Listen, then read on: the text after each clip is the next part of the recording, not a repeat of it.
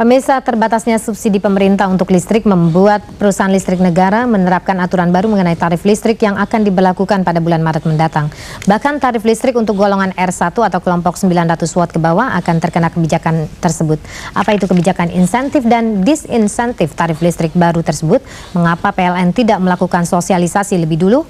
Pengamat energi dari Institute for Essential Services Reform IESR, Fabi Tumiwa, akan mengungkapkannya dalam segmen komoditas yang dipandu Leonard Samoshir.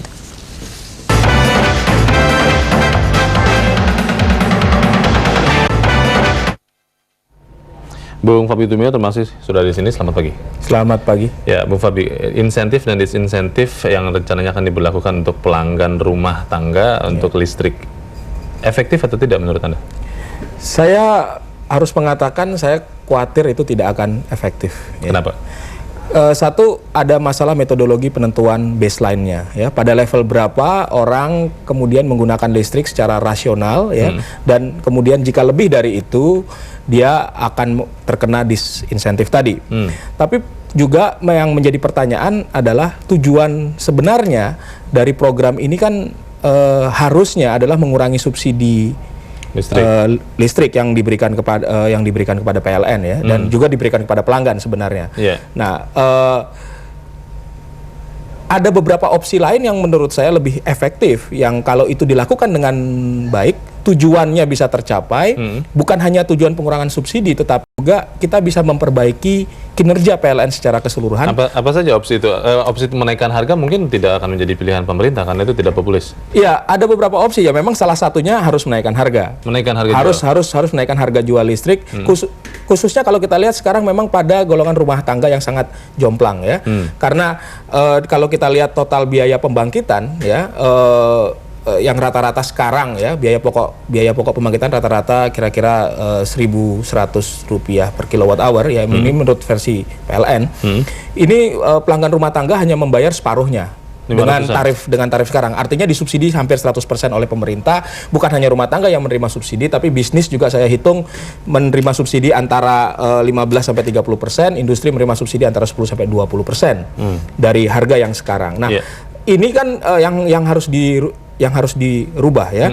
Jadi menaikkan harga untuk golongan rumah tangga menjadi sebuah pilihan yang menurut saya harus diambil, ya.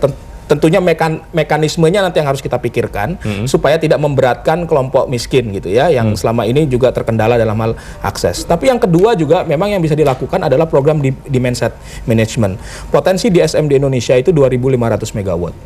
Saya kira kalau ini dilakukan dengan baik, ya, dilakukan bersama-sama antara PLN dan juga pemerintah, ya, dengan satu kampanye yang baik, ini juga bisa membantu untuk mengurangi kebutuhan listrik pada waktu beban puncak. Nah, kalau pada waktu beban puncak dikurangi, memang PLN tidak perlu membakar BBM terlalu banyak, gitu, ya. Nah, ini yang menjadi masalah besar kan karena harga minyak sekarang sangat mahal, ya. Dengan asumsi sekarang saja biaya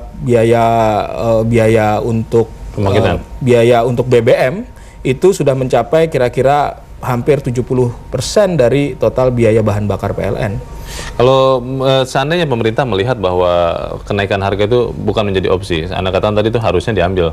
Kalau tidak mengambil opsi itu, apa yang sebaiknya dilakukan pemerintah selain rencana insentif disinsentif yang masih belum jelas ini? Iya, bisa dilakukan beberapa hal, ya. Di sisi PLN sendiri misalnya, ya, kalau pemerintah bisa menjamin misalnya PLN untuk mendapatkan bahan bakar yang non BBM dengan pasokan yang lebih pasti, dengan harga yang bisa diatur, ya, saya kira itu bisa menjadi opsi yang cukup baik.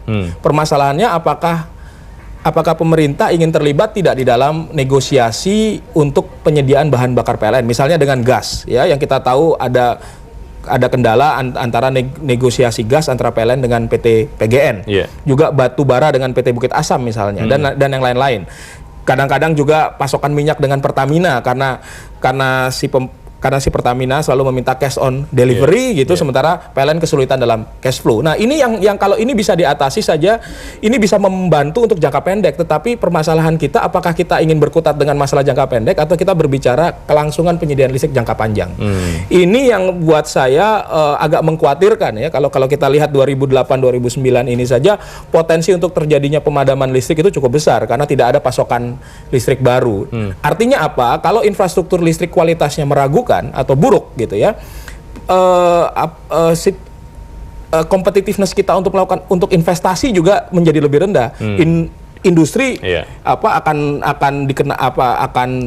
cost-nya akan jauh lebih besar dan mungkin bisa